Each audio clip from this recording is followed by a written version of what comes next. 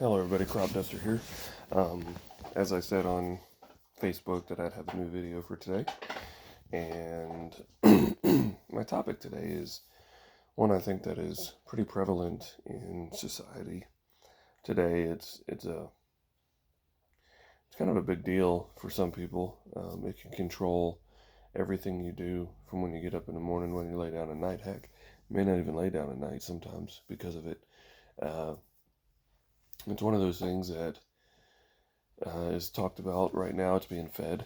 I look at it as it's a monster, and it's being fed all the food it can get. And it all depends on how you, as an individual, feed it. I personally would rather starve this monster, just because I refuse to live feeding it. And what is this monster? This monster is fear. And today, in today's society, we have fear monsters, and they're huge. There's fear of the unknown, and that's out there always, usually. But there's fear of the unknown, fear of the coronavirus, fear of riots, fear of cancel culture, fear of being called racist because you have an opinion or a belief, fear that they're going to take your guns, fear that they're going to take your freedoms, fear that this, fear that that, fear. And a lot of it is being fed by media. A lot of it is being fed by who you listen to, whatever type of things. Is there some truth in it? Sure. But most of it, I think, is lies, which also goes with fear.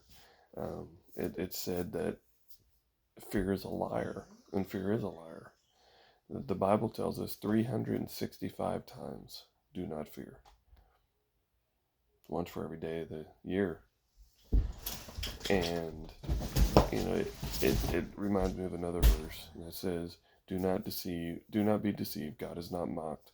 Whatever a man sows, that he shall also reap.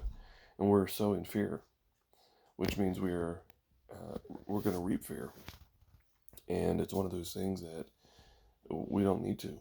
If you look at it, the disciples got on a boat with Christ, and they set out on regular waters, and Christ went down and fell asleep in the bottom of the boat, and a storm popped up. Well, why can he sleep in a boat, in the bottom of a boat with the ocean just listing and turning and water crashing in on? And these weren't just men who just got in a boat. These were professional fishermen.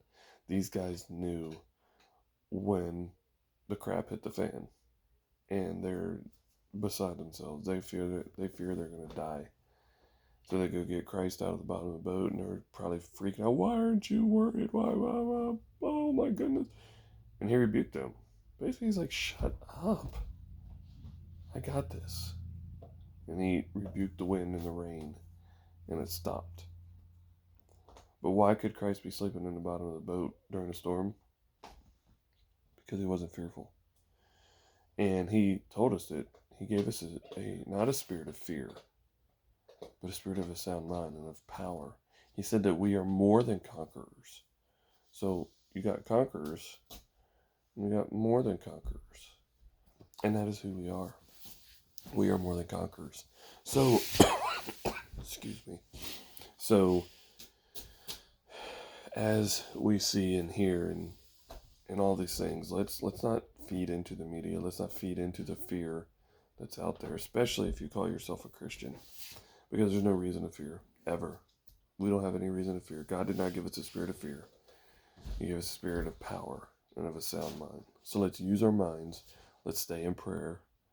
And when fear creeps up, 365 times, God told us not to fear. Let's not fear.